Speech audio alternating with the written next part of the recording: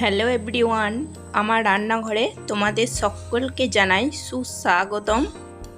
আজকে আমি তোমাদের সাথে শেয়ার করব বাড়িতে কিভাবে আমি সবজি দিয়ে টক বানাই এবং এই গরমে এই সবজি দিয়ে টকটা গরম ভাতের সাথে খেতে কিন্তু ভীষণই ভালো লাগে। কিভাবে সবজি দিয়ে টক বানাবো সেটা দেখতে হলে পুরো ভিডিওটা প্রথম থেকে শেষ পর্যন্ত সাথে থাকার জন্য অনুরোধ রইল। এখানে আমি অল্প কুমড়ো নিয়ে পাতলা পাতলা করে কেটে নিয়েছি, দেখো কীরকমভাবে কেটে নিয়েছি। আর নিয়েছি একটা ঝিঙেকে লম্বা করে এরকম করে কেটে নিয়েছি। একটা বেগুনকেও আমি লম্বা করে পাতলা করে কেটে নিয়েছি। আর নিয়েছি একটা টমেটো, আর এখানে 4-5টা ঢ্যাঁড়সকে মাঝখানে দুভাগ করে কেটে নিয়েছি। আর নিয়েছি 4-5টা আলু, 4-5টা আলুও আমি লম্বা করে কেটে নিয়েছি। আর এখানে গরম জল দিয়ে আমি অল্প পরিমাণ তেঁতুল ভিজিয়ে রেখেছি। এখন তেঁতুলের কাঠটা আমি চটকে হাত দিয়ে বের করে নেব। কড়াইতে আমি 1 টেবিল চামচ সরষের তেল খুব ভালো করে গরম করে নিয়েছি। এখন দিচ্ছি 2টো শুকনো লঙ্কা এবং 1/2 চা চামচ 5 ফোড়ন। শুকনো লঙ্কা এবং 5 ফোড়ন একটু ভাজা হয়ে গেছে। এখন আমি সমস্ত সবজিগুলোকে দিয়ে তেলে ভালো করে কষিয়ে নেব। সবজি দিয়ে টক বানানো যদি তোমাদের ভালো লেগে থাকে তাহলে আমার এই ছোট্ট চ্যানেলটিকে একটি লাইক, কমেন্ট, শেয়ার আর সাবস্ক্রাইব করে আমার পাশে থাকবে।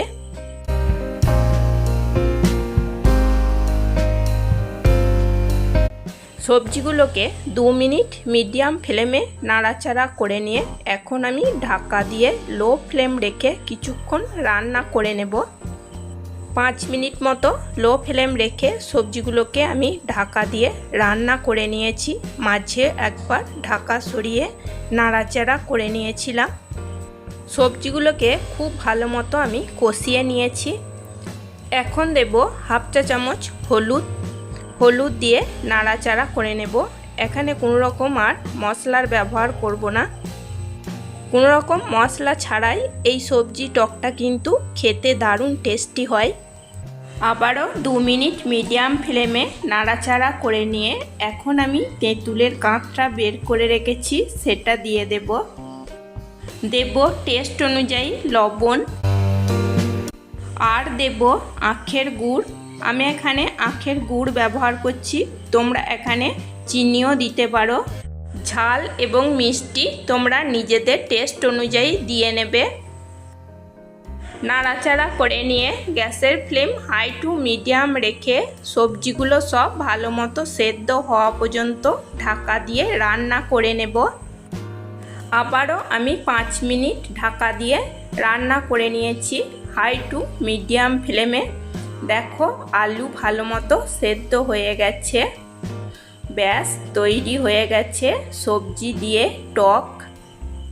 বন্ধুরা, এই রেসিপি যদি তোমাদের ভালো লেগে থাকে তাহলে অবশ্যই একবার বাড়িতে বানিয়ে নিও এইভাবে সবজি দিয়ে টক। দেখবে এটা খেতে কিন্তু গরম ভাতের সাথে দারুণ লাগবে। আর লাইক করবে, কমেন্ট করবে। তোমাদের লাইক কমেন্ট আমার কাছে ভীষণই গুরুত্বপূর্ণ। প্লিজ বন্ধুরা সাবস্ক্রাইব করে আমার এই ছোট্ট চ্যানেলটির পাশে থাকবে। আজকের মতো এই পর্যন্তই, আবার আসবো অন্য কোনো নতুন রেসিপি নিয়ে।